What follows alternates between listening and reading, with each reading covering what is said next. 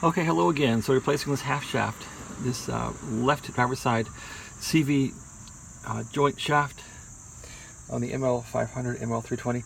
I was able to get the shaft in once I guided it in there. It guided into the transaxle. It wouldn't really go in. I basically got the 4-pound hammer, gave it one tap on the axle nut, and the circlip was overcome and it went right in. So the thing's in there now. Now it's simply a matter of reversing the parts and putting it back together. So I'll put the axle into here, into the steering knuckle bearing there. It's a good time now to check things, see how things are going. The bearing here seems fine, steering bearing. A lower ball joint, it's probably shot. Should check that and see how it's going.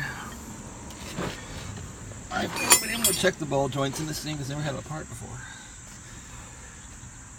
Okay, well, so I'm just going to put this into here, connect up the two upper ball joint and the steering arm there, and see how it goes. It's too bad I wrecked this thing up.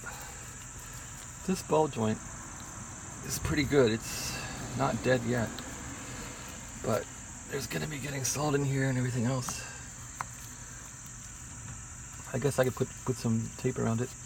Thanks for watching. Have a great day.